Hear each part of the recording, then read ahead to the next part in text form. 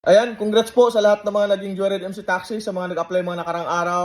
Last day na po pala bukas ng ating Joyride MC Taxi offsite onboarding, August 30, 2025. Kung kayo po ay may balak mag-apply sa Joyride MC Taxi, mag-walk in na lang po kayo bukas sa mga offsite onboarding natin kung saan kayo mas malapit. Meron po tayong onboarding sa may Santa Maria, Bulacan, North Caloocan, Taguig at Laguna. So lahat po ng lugar na yan ay sabay-sabay po bukas.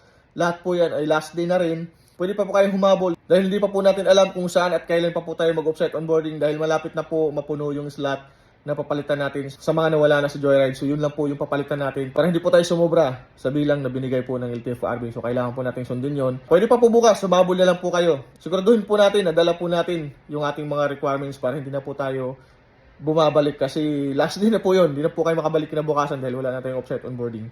Dalhin nyo lang po yung inyong NBI clearance, barangay clearance, ORCR at dapat po professional driver's license. Kung hindi po nakapangalan sa inyo yung motor, dapat may dala kayong authorization letter na may ID at 3 signature. Sa edad naman, 20 years old hanggang 55 years old. Kung ikaw ay 50 to 55, magdala na po kayo ng Fit to Drive certificate. So yun lang po, kita-kits po tayo bukas. Lahat ng ating offsite onboarding, ilalagay ko na lang po sa comment section yung mga address para i-search nyo lang sa Google Map. Lalabas na po yun at para hindi po kayo maligaw. Good luck po sa ating lahat. Mag-ingat po kayo lagi sa biyahe mga idolo.